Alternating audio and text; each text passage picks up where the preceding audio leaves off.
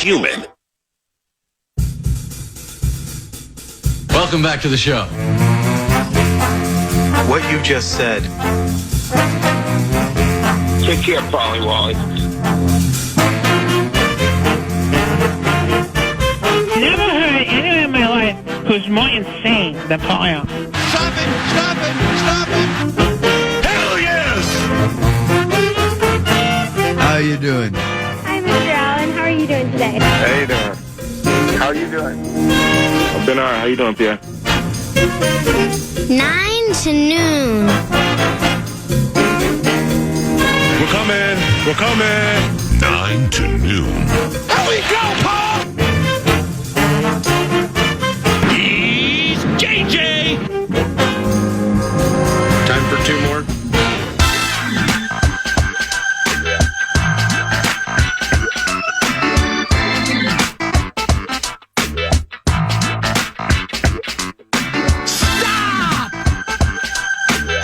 Not get into that collection of drops? Oh, please.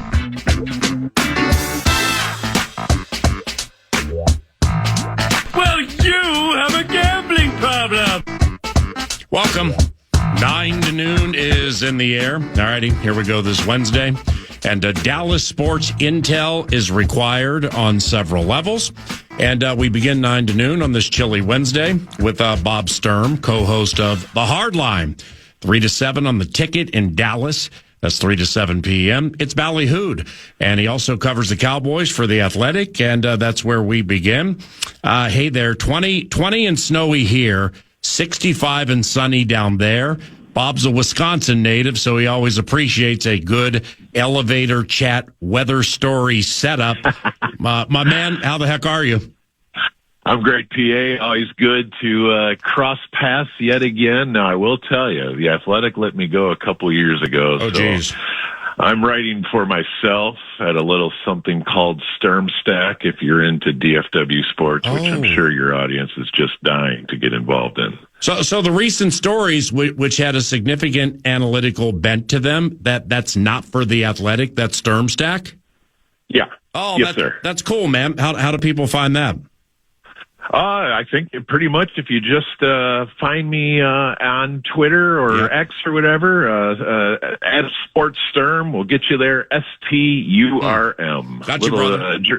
German for storm, right? At Sports Sturm to learn more about these Cowboys, and Bob also is a big Dallas Stars supporter, and we're going to get into all of that with some Dallas sports intel here with Sports Sturm, and I with the football game, Sunday Night Football, Vikings and Cowboys, probably going to the Cowboys will probably attempt to get a big one, I would assume, from George Pickens Sunday night, right off that last debacle. I would think so, man. He's been really, really good this season, but obviously that last sighting in Detroit was not a great look on any front, and so that's been a talking point down here. Yeah, there's no doubt that when CeeDee Lamb and George Pickens are looking right, they present all sorts of problems because they're both. They're both the type of guys that you would put up on the board and say this is our number one objective. But many offenses do not have two of them in the huddle. I know the Vikings have enjoyed that from time to time, and certainly this is a rarity for the Cowboys. But they got it cooking offensively this season. That hasn't been a problem. George Pickens, he's a first down machine, isn't he? I think he has the most first down catches of anybody in the NFL. Yeah, he's an absolute stud. I think Pittsburgh, will certainly tell you that he's a lot of maintenance off the field and even on the sidelines. And Dallas is no stranger to a guy like Des Bryant, who you had to work with on the sideline to keep him calm and keep him focused from time to time. So we're used to it. It comes with the dinner, I suppose. But yeah, he's a dominant player. And the reason I bring up Pittsburgh is is I just think they used him as a go ball guy, and I think he's way more refined than that in terms of winning at the line of scrimmage, being a productive third down guy. When he gets the slants going, he's just too big and too strong, and so that's what was so disappointing about that first play in Detroit in the third quarter, is he ran the slant at what looked like 75% speed, like it was a good Thursday practice rep, but they were playing a Thursday game, and when he's ferocious, he's unstoppable, but for whatever reason, he wasn't as ferocious against the Lions. Hey to Bobby. Defensively, how have Quinnen Williams and Kenny Clark been? Quinnen has been dominant. Kenny, and this goes back to my Cheesehead membership card, I suppose. He's really good in spurts, but obviously he's at the point where he's close to his 30th birthday, tons of miles. So he has looked way better since Quinnen has joined him, and so getting them together, that's formidable for sure. And Williams is just such a player who changes everything up front. What we saw with the Lions, though, and what we're starting to see every week, is teams are kind of just abandoning a lot of the between the tackle stuff and saying, well, we can attack you so many other places. That's the story of the Cowboys defense right now, is that they're in the process of trying to fix it again, but so much has been put in defensive tackle now, which is hilarious. They now have 3 different defensive tackles making $20 million, and that's fixed. But now, what about linebacker? What about edge? What about corner? What about safety? I mean, there's a lot of weaknesses on this Cowboys defense, and that's why their stats are so ridiculously bad. Yeah, we saw Seattle a couple of weeks ago shut out the Vikings, and if there ever was a demise of DeMarcus Lawrence, it's greatly exaggerated. Holy cow, yes. He still brings it. Yes, he's a player that absolutely can wreck a game, and I just don't understand why the Cowboys were so quick to pretty much abandon both of their edges. And the Micah stuff has been talked about, and of course his price tag is pretty hefty. But DeMarcus Lawrence, he just wanted to be loved. He just wanted the Cowboys to act like it was a big deal that his situation was being reviewed, and they I don't even think they made him an offer. And so he's pretty sore at Dallas, and I think he has every reason to be, because that's a good football player and has been his whole career. Dallas Sports Intel with one of the very best, Bob Sturm from the Hard Line on the Ticket in Dallas, 3 to 7 in the afternoon. It's a drive time show. And at Sports Sturm via the X Machine. Follow if you are so inclined. Defensively for Dallas, just continuing for a second, Deron Bland, a pick 6 this year and 5 in 2023. Is Deron Bland, is he a habitual route jumper, or like the next Deion Sanders in the making? Boy, if I were to say PA, I would say he is a guy who is probably a very solid route jumper, especially in the flats. And so if you're going to put those 6 pick 6s on a reel, you're going to find a lot in common, and a lot of them are late throws to the flat, usually paired with a quarterback who is under pressure and just trying to get the ball out to his check down, right? Yeah. And so Bland sniffs those out. He's great at that. But holy heck, he has the 4th highest AAV of any corner in the NFL right now for a contract, and I think that is insanity. He really is not a great cover corner outside the numbers for me, and I kind of think this was a Jones family PR move, because his contract was announced about a day after the Cowboys traded Micah Parsons, and it was kind of a here's what we do for our good soldiers type of contract, it felt like.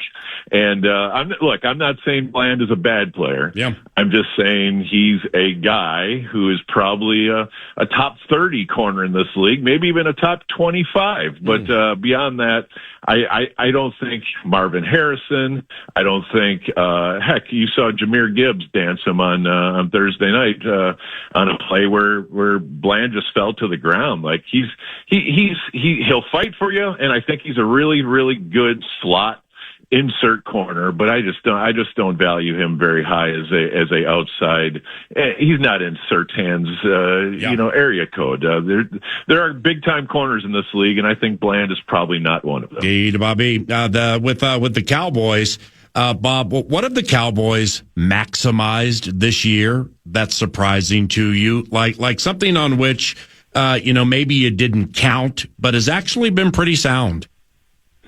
Well, the story of their offensive line is interesting because they've tried to rejuvenate the whole thing, and with youth, and obviously Tyron Smith and Zach Martin and Travis Frederick are just a faded memory of missed opportunities in the past, and so they've put a lot of effort into Tyler Smith at left guard, and they just drafted Tyler Booker at number 12, which is a lot to pay for a right guard, and Tyler Guyton out there, left tackle, has been, in and out with injury, and Nate Thomas. I guess what I'm saying is they have a very young offensive line, which isn't bad, and they seem to have an upside about them.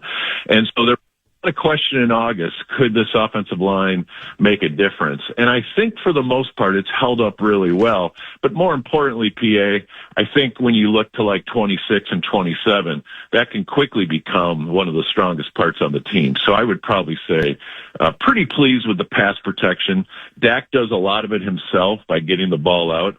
But he's been pretty clean for the most part this season. Yeah, Dak's thrown the most passes of anybody in the NFL. But with Javonte Williams and those 11 touchdowns, 9 on the ground, it's clear the rushing attack had some significance to it at some point of the season. But is it fair to say, Bob, the last month and change, the rushing attack and its potency has changed a little bit? I mean, like Javonte has no 100-yard game since like middle October. Right. Yeah, no, that's spot on. The success rate, which obviously does not account as much for the big play. They had a big run on Thanksgiving against the Chiefs that sort of saved the game for them. And it wasn't even Javonte, it was Malik Davis for 41-yard touchdown, as I recall. But the down-to-down success rate is dropping like a safe. And so first 5 weeks, they were top 3 in the league. Last 10 weeks, they're bottom 3 in the league in terms of success rate. So that's something to look at. They're just not getting the first down, 5 yards, 4 yards that they were getting earlier in the year. Is Javonte getting tired, or is the offensive line getting figured out? And there's a lot of conversation around that, but it's not the same. And so, they're putting even more on Dak, and Dak's been fantastic this year. I think this is some of his best ball. But, there's nothing like a running game to make a quarterback's life a little more manageable. Last one on Dim Boys with Bob Sturm at Sports Sturm via X. The Hardline, 3 to 7 in the afternoon on the ticket down Dallas way. Vikings and Cowboys Sunday night, 7:20. With the NFC East, Bob, are the Eagles thinking like, hey, we know how to win big games, let us in, and we'll push that button and beat all of you? Or is the offense legitimately a major problem? Boy, I don't know how we can look at the Eagles any other way. Since October, they have scored 20 points one time. And that was against the Cowboys when they were up 21-0 after like one quarter. They do not get to 20 points. And so, watching the Eagles as we do down here, we keep a very close tabs on that team. they look like they're on the verge of a total collapse. Now, the good news for them is their schedule coming in is Charmin soft, especially if Jaden Daniels gets shut down. They got 2 with Washington, and they have the Raiders at home this week. So you would think the Eagles have enough to maintain that 3 seed at least. And, of course, nobody's dying to play the Eagles. Their defense is so legit. I saw that in person up at Lambeau a couple weeks ago on Monday Night Football, and that was clearly Green Bay's rock bottom of the season so far. But you know, as far as their quarterback play and just the body language of that Eagles offense, I'm not positive anyone is too scared of playing them in the postseason. It's just that darn Vic Fangio defense that you got to worry about. Your Dallas Stars are here tomorrow night. That one should be pretty cool. The Stars last night against Winnipeg, gritty victory. That power play, man. I mean, they have the most power play goals of anybody in the NHL. It's not close. The Stars are getting along nicely this year, right? Yeah, they've been banged up, and I guess that's probably you know what the sport's all about. So they haven't had all their guys, and they won't because Tyler Sagan's now done for the year. But as far as their top tier, they've certainly handed things off to Mikko Rantanen and his new friends. And honestly, PA, I can't believe Mikko Rantanen was available for the Stars to acquire last spring, and since he got here. In 50 games, he has 60 points, and he dominates games at a very high level. And so when you have him on the power play on one side and Jason Robertson on the other side and Miro Heiskanen up at the point and then Wyatt Johnson right in the slot, I mean, it just ping pongs around like it's one of the best power plays you've ever seen. And my advice is don't take penalties against the Stars right now because they are hammering teams with that. Bobby is a Wisconsin native. In your face, Milwaukee. How far do you think your Packers can take this? And what are your concerns with your favorite football team moving forward? Well, I mean, the concerns, I suppose, are just the ability to stop the run this time of year. You know, I mean, they have a great reputation, but the Devontae Wyatt injury is substantial, and so if you are going to try to run right at them, as the Bears did in the second half, the Packers won't concede huge runs, but they will concede 6 and 7 and 8 on first down, and the Bears had them in 3rd and 1 all night, it felt like. And that's a concern. That's what happens this time of year. So, Jordan Love is playing better than he gets credit for, and Micah is the Mariano Rivera of football. It seems like you get, Cowboy fans were frustrated. Like, how come Micah Parsons isn't getting sacks in these huge Cowboys games? Well, you're not ahead. But boy, when you're ahead and there's 5 minutes to go and Micah's out there, he delivers. And so I don't think the Packers have had a guy like that in a long, long time. And I think he's probably been worth every penny for them. So, they're in a good spot, but of course, going to Denver on Sunday and then going to Soldier Field, you talk to me in 10 days or whatever it is, and I might be singing a different tune. So, you get nervous if you start feeling good about your team this time of year. So you just try to downplay it and say, don't get ahead of your skis. You know what I'm saying? And the silence you hear is Lambeau Field. Let's finish with the boys. When the Cowboys defense is getting in trouble, and it's gotten in trouble a fair amount this year, what's happening when that defense goes the wrong way? Well, I mean, geez, there's so many choices here, PA. They don't have consistent edge rush. They don't have enough corners. They don't have anything really special at safety, and their linebacker play is absolutely horrendous. And Kenneth Murray, who has a great reputation because he was outstanding at Oklahoma and then was taken in the first round by the Chargers. I think when people talk about PFF grades, people roll their eyes, but I think we do have to look at the fact that Kenneth Murray has been one of the worst graded linebackers every year of his career.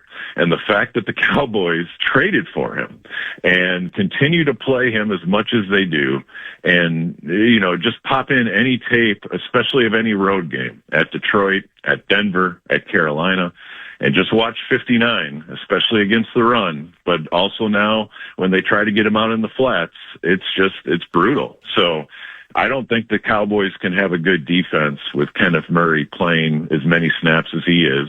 They have 2 first-rounders next year, thanks to Micah, and they need to put one on one of those Ohio State linebackers or one of those Georgia linebackers. And it's a good linebacker draft, but the Cowboys definitely are not ready to be a good defense right now with their personnel. Hey, man, Sunday night, I hope to see you. You're fantastic. Have fun on the hard line today, and we'll talk soon, okay?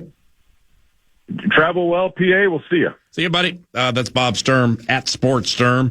A hard line ticket down Dallas way. It's a juggernaut. 3 to 7 in the afternoon. Ticket in Dallas. Vikings and Cowboys Sunday night, 7:20. Part of the TimberTech What's on Deck set list includes Heinze.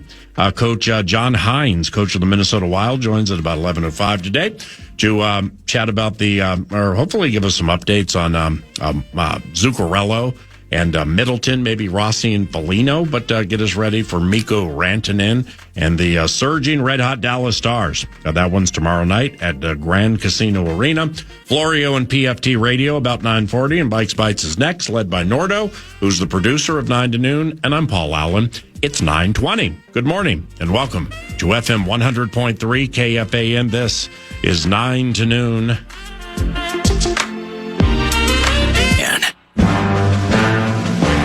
Vikes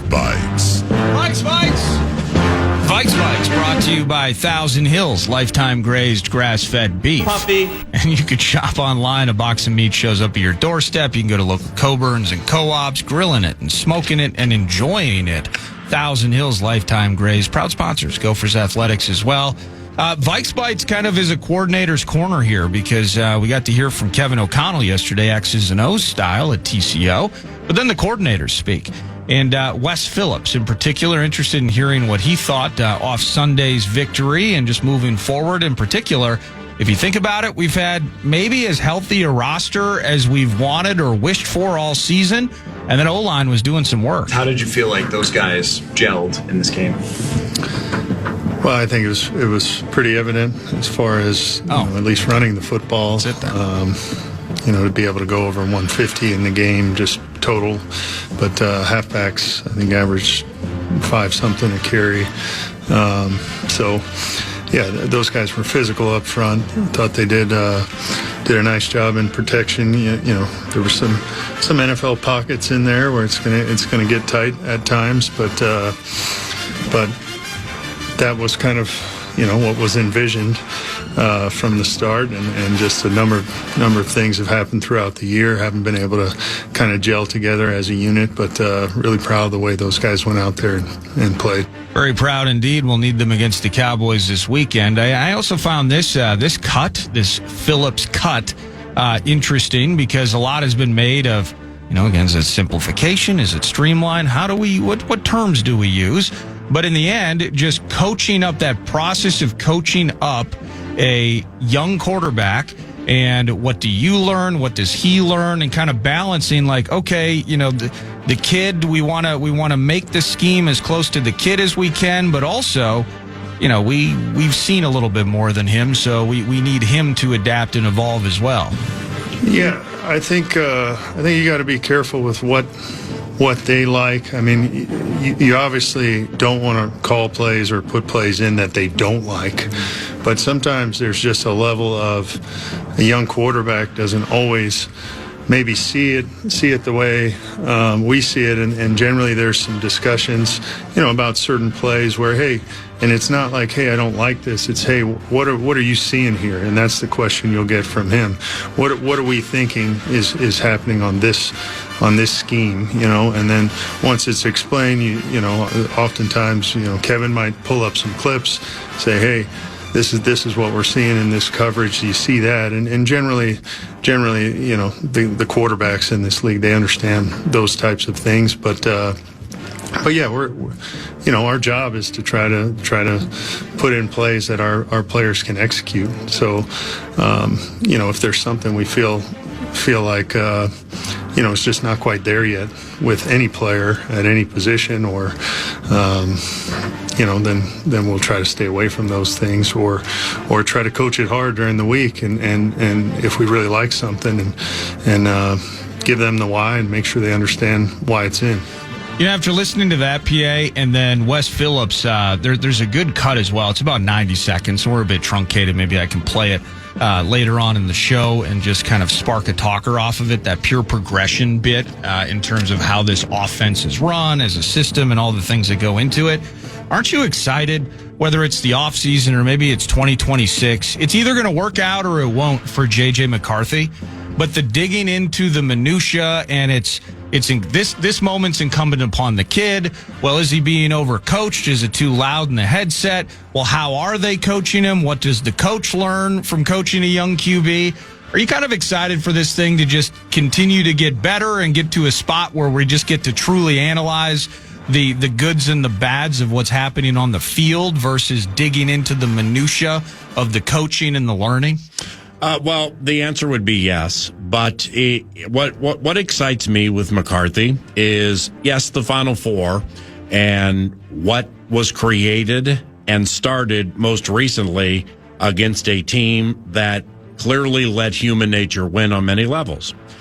Dallas, that's like 6-1.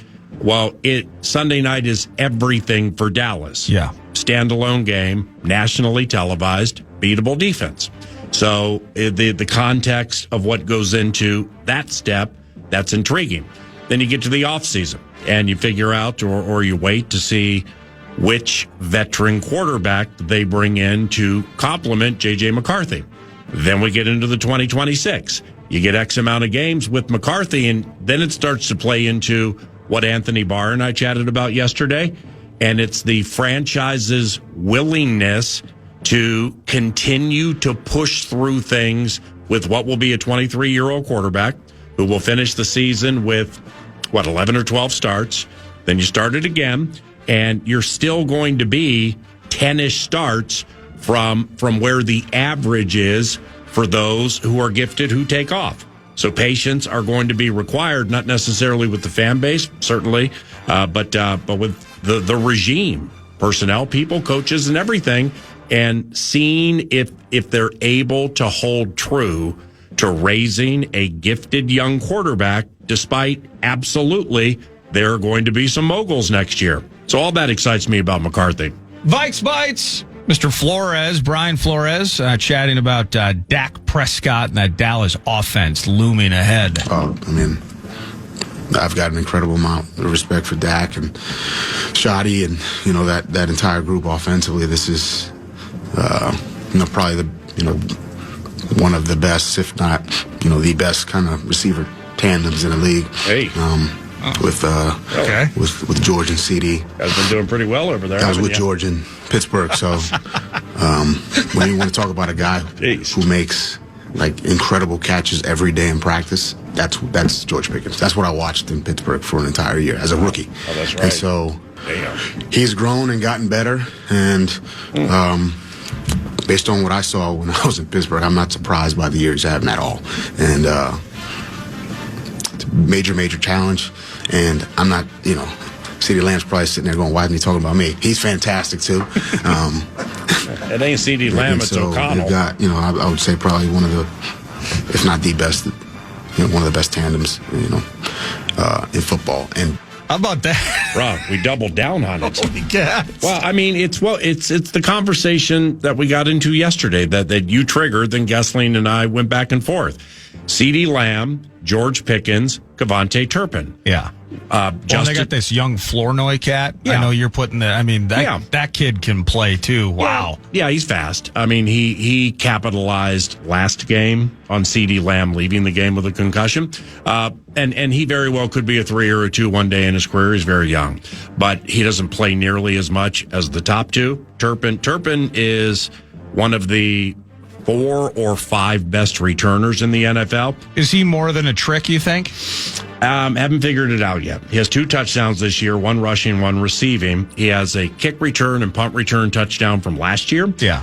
There's no punt returner in the NFL better than New England's Marcus Jones, and it's not close. The guy we saw a couple of weeks ago, Rashid Shaheed, ain't far behind him, actually. Then you get to Turpin, who lickety-split fast. But that's their nailer. Pickens is their Addison, and both have had a side of mercurial to them. Lamb and Jefferson, same draft. CD goes before Justin. Justin's had the better career until this year. But CD's missed games with injuries. He only has 3 touchdowns. Justin only has 2. So the top 3, the difference here is Prescott. I mean, Prescott leads the NFL in completions and attempts. His yards per attempt is 7.5. Touchdown to interception ratios 2.5 to 1. He's only taken 22 sacks. Dak's getting rid of the ball very quickly. Is he a big box scorer, or is he a winner? He has, in my estimation, for what it's worth, he has elevated them at times. Okay. Specifically in the Green Bay game, in the Philadelphia game, where he just has been. He's been patient enough to wait for the right thing to break off, even if it's not Pickens over the top for 70, Turpin over the top for 70. It might be this Schoonover or Jake Ferguson or Javonte Williams, who all of a sudden is catching it pretty well. And Dak is comfortable with what's being given to him, but when he needs to dagger you, he has all of the intangibles. They seem to be being used correctly this year. I dig it. That's Vikes Bites, brought to you by Thousand Hills, lifetime grazed, grass-fed beef. Puppy! When we return, Mike Florio, ProFootballTalk.com. This is 9 to noon. Joining us now is Mike Florio, ProFootballTalk.com, and NBC's Football Night in America. That would be us against Dim Boys this Sunday. He's also an author. And in fact, 2 years ago, Mike wrote a Christmas book called On Our Way Home. Major review sites call it a cross between A Christmas Carol and It's a Wonderful Life. Best way, Mike, good morning. And what's the best way to learn about On Our Way Home?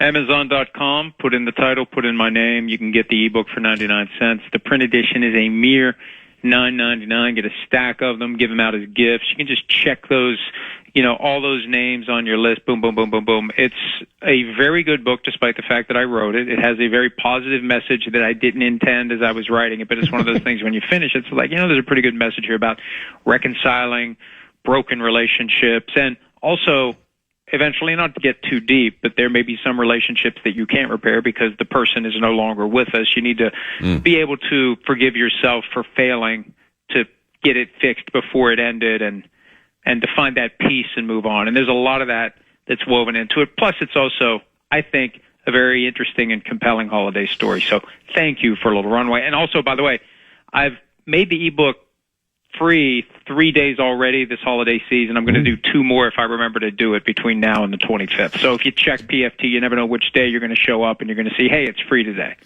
Mike is a barrister, raised and trained. He's a lawyer by trade. Then ProFootballTalk.com took place. Not anymore. Don't ask me legal questions. I get asked legal questions. I turned in my license. No more free legal advice. No, I'm not asking for that. What I'm asking is the lead character in On Our Way Home is a lawyer. So therefore, have you read it? No. Therefore, okay. Then how do you know that? Because I read reviews. Therefore, when you're writing about something you know so much about, the lawyering trade, is there nuance that you can share that like helps with the common threads and things with the book?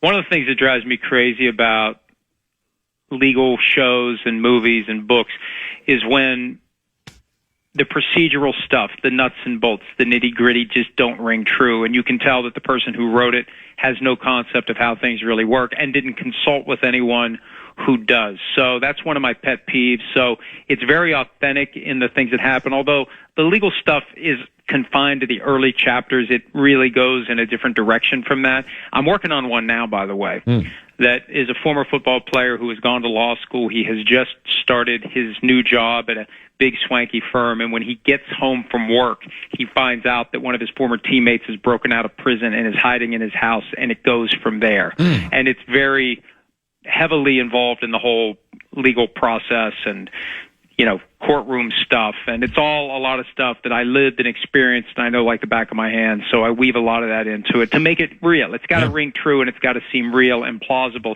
Or anyone who reads it who knows how things really work, just like, this is a bunch of crap. And I'm not going to say you have a gambling bent to you, but you cover the league so well. And with the NBA and stuff also, there have been some legal gambling related things that have popped up. The Portland Trail Blazers with Chauncey Billups and like Terry Rozier with the Miami Heat of late. To take that barrister training and the way things are emerging within pro sports with hands getting caught in proverbial cookie jars, there has to be something there moving forward from a book standpoint, right? Well, if you had read Big Shield, you would know that it's already there. I say more. I presaged the Terry Rozier thing, although the Jonte Porter scandal happened a couple of years ago, and it's the same thing as Terry Rozier. For whatever reason, Rozier is a bigger scandal because it's tied up in the whole rigged poker game thing, and they made a big deal about the indictments of 30-plus people. But that potential is out there. And where I come at this from the gambling perspective, my dad was a bookie back in the days when it was all illegal and there was a stigma to it. And one of the things he always preached to me is you can't win. And that's one of the things I try to bring to the table at a time when everyone in media, and I'm not trying to, look, and there's no one to call out because everybody's hands are dirty. Everyone in media is now a part-time gambling tout, and they're all getting paid directly or indirectly by the major sports books. And this isn't like the stock market. You can't consistently win. You can fool yourself into thinking you're going to win, but if you think this is going to help you pay bills or finance your lifestyle, you're crazy. Unless you're the outlier that really does have a system that works. For the most part, it's just like young kids who like the dopamine rush and who are smitten by this idea that this is going to make them rich. And I said this today on PFT Live. Anytime anyone tells me how much they won on some crazy 12-leg parlay, I say, okay, now let's sit down and list all the times you've lost, and let's compare the two numbers. Right. Because look, these companies would not have billion-dollar valuations if they were losing. They're winning. They're winning our money. And I'm not saying don't do it. I'm saying that we all need to understand that going in, and the industry doesn't do nearly a good enough job to make people understand the realities of gambling, and they have no incentive to do so because that scares people away or at least causes them to be a little more careful. They want people to bet. I don't want to say too much, but at some level, from a business standpoint, when your commodity is money, you want people to spend as much of their money as they reasonably can. And there have been stories already of situations where, there was the Jaguars employee who stole $20 million plus from the organization and was gambling recklessly. And part of the allegation there is that the sports book knew or should have known this guy was betting well beyond his means. And instead of saying, hey, is this something you should be doing? It was just like, we'll take it. If you got it, we'll take it. And lastly here, and I bet we're about the same age, and the movie The Gambler with James Caan. Remember that way back in the day? Yes. And there was a new one. It might have been Matt Damon playing the role, but there was a scene at the end of that movie, The Gambler, that is just so metaphorically true to that aura, where he's watching a Lakers game while he's in the bathtub. Final shot goes up that's going to settle the game and the point spread. He goes underneath the water, comes out of the water. He, of course, lost, gets out of the tub, cuts his face with his razor so he knows what real pain feels like. And then the movie was over. That was phenomenal. Hey, and another good one in that same genre and toward that same message, Uncut Gems with Adam Sandler. I think one of his best movies ever, where you've got the chronic gambler who's always looking for the action and who believes that, I'm one bet away from solving all my problems and turning my life from a crap show into everything is great. And that mentality, over the long haul, unless you are ridiculously lucky, and no one is, it's going to come back to bite you at some point. And it's just too much of your life to put on the line for something over which you have no control. And again, it's all just set up just enough so you're not going to consistently win. If anything, you're going to consistently lose.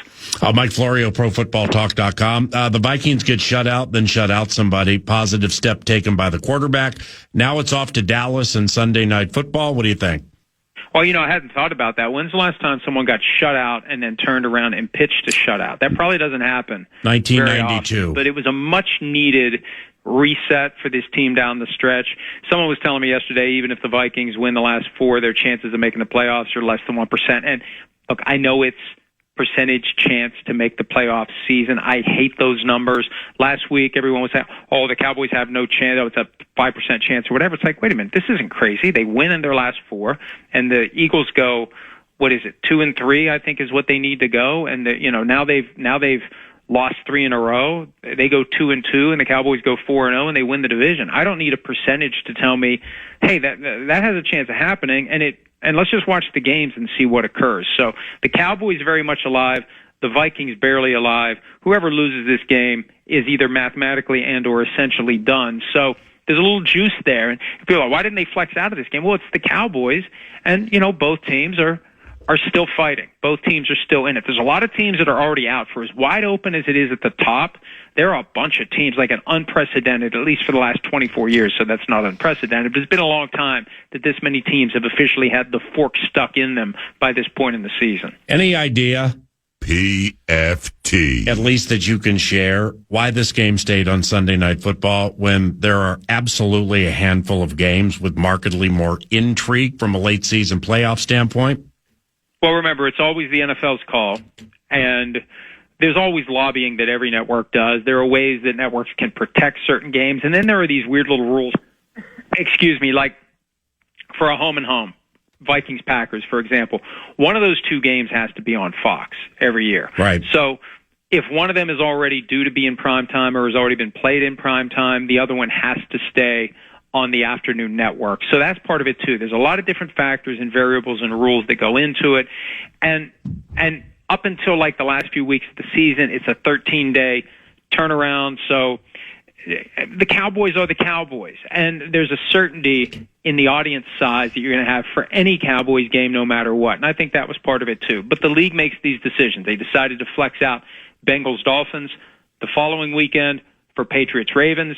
And if the Bengals had held their 10-point lead against Buffalo on Sunday, I don't think Bengals-Dolphins gets flexed out. So there's a lot of things that go into it, and it's ultimately the NFL's call. And I don't get consulted or informed until the decisions are official. One of those games, Packers at Denver Sunday afternoon. What do you make of this one? The Broncos have won 10 consecutive, but just 2 by more than 2 scores. And Matt LaFleur, I think he's 21-4 in December. That might be the best record in the history of the NFL in December football. This one is ballyhooed. And I also believe that the Packers are favored in this one. Last I saw it was 2.5. Not that that's dispositive, but it just gives you an idea of what the perception is of the Denver Broncos. And they are 2.5-point home underdogs, riding a 10-point winning streak, because the Packers are legit. And they had that 2-week stretch at home where they lost to the Panthers and the Eagles, and they scored 20 points total in the 2 games, and it really felt like they were flawed and they were in a funk. They've broken out of that in a big way, and now they're in first place in the division, and they're one of these teams that has a shot at the number 1 seed. Those ties become very handy when it's time to apply the tiebreakers because you don't have to. The Packers are either going to make it by a half game or they're going to miss it by a half game. We're not going to have to look at head-to-head, division records, common opponents, all those various tiebreakers, because that one tie, unless there's another tie that complicates things, and I was thinking the other night, oh, God, the Eagles are going to tie, and it's really going to screw things up in the NFC. But those 2 teams, Cowboys, Packers, with the and 1, makes it a lot easier to sift things out. And, the Packers could slip in under the door with the division title or with the number 1 seed. Phillip Rivers, holy cow, 44. He's going to the Colts practice squad. I just saw on ProFootballTalk.com, but I think it recently was replaced with should Cowboys be concerned with Pickens' effort. But it was like, in a stunner, Phillip Rivers, ProFootballTalk.com, returns at age 44. He hasn't played since 2020. Could we replace stunner with ridiculous? I mean, is this just ridiculous, or what do you think? Well, this was one of those occasions where when the tweets start to pop up on Monday, my first thought is somebody got hacked, or it's one of those where they just change one letter of the person's handle to try to dupe people. It was the same reaction I had when Andrew Luck retired out of the blue in August of 2019, and here we are with the Colts. They've got this revolving door of quarterbacks. They finally find something in Daniel Jones. He's lost for the season on Sunday. by Monday, Rivers isn't just agreeing to show up and work out. He worked out Monday night. I think that once they lost Anthony Richardson, week 6, they still had 22 days in the trade window. They could have traded for a veteran. I think they decided our emergency option, our insurance policy is Phillip Rivers is going to come back if we need him. He and Shane Steichen keep in touch. They've been together many years during their mutual time with the then San Diego Chargers and eventually LA Chargers. But I think this is what the Colts decided. We're going to go Daniel Jones, Riley Leonard, Brett Rippon, and if we lose Jones, we're going to activate the bat signal for Phillip Rivers. And now we'll see. We saw Tom Brady play at a high level at 44. There haven't been many guys of that vintage who have played quarterback in the NFL. I think the only other guy older than Phillip Rivers to play quarterback other than Brady is Steve DeBerg. So we'll see. We'll see. It's just one of those that is like, I said earlier today, it's like going to see a movie that you expect to be bad, but you're really not, like you kind of know that going in, and maybe I'll be entertained, and maybe it won't be bad. Maybe it will work out. It's just one of those unexpected and unforeseen curveballs that come out of nowhere, and we'll see. And even with Peyton Manning in his prime, Seahawks, 49ers, Jaguars, Texans to finish the season, it's a tall order for the Colts to keep it alive, and they would become the 6th team since the merger to start 7-1 or better through the first 8 games and not make the playoffs, and the first team to do that with the 7 spots in the postseason per conference. PFT. Time for 2, maybe one more. Dang. The Vikings, Chiefs, and Ravens combined for 41 wins last year, and all are going to miss the playoffs. What do you think about that? Oh, it's amazing. And, hey, look at Sunday night to Monday night. The 2 Super Bowl quarterbacks. Yesterday was the 10-month anniversary of Super Bowl 59, and we came out of the 2024 season thinking, why won't it be the Chiefs and Eagles all over again? And between Patrick Mahomes and Jalen Hurts, they combined for 0 touchdowns, rushing or passing, 8 turnovers, and a passer rating, if you take their numbers and slap them together and run them through the calculator, 25.29 was their joint passer rating. So things have changed. We have a graphic that we use on PFT Live that shows the top teams in the AFC with pictures of Bo Nix and Drake May. And I said to Chris Sims the other day, if I had told you a year ago, just 1 year ago, that this is what it was going to be heading down the stretch in 2025. Impossible. With the Patriots on a 10-game winning streak with May, with the Broncos on a 10-game winning streak with Nix, and you look farther down. We were joking because if you told Aaron Rodgers back in June, hey, you get to the final 4 weeks, you're gonna be ahead of Lamar Jackson and the Ravens, Josh Allen and the Bills in the playoff tree, Patrick Mahomes and the Chiefs. You're going to be in a better position than those guys are. You'd be, all right, here we go. We're going to the Super Bowl. No, you're barely making it to the playoffs because everybody's down this year. It really is amazing to see how the traditional AFC powers have slipped and where we are, and it contributes to this sense that it really is wide open. Like, I don't know. Right. I don't know. I think right now, and they may be peaking too soon, right now the Seahawks are the team that I'd say, hell, they can win this thing. But as we know from Week 18 of last year, you never know when the chariot's going to morph into a pumpkin for Sam Darnold. Yeah, the Rams are 4-1. That's kind of a tepid favorite at this stage of the equation. Hey, you're fantastic. Talk to you soon. And once again, on our way home, Mike Florio's Christmas book from a couple of years ago. You can find that at Amazon and other places you buy books. Thank you, Michael. Thank you, Bob. See you, bud. Mike Florio, PFT. Yeah, some hockey with a new friend named Olivia King is around the corner. You're listening to 9 to Noon.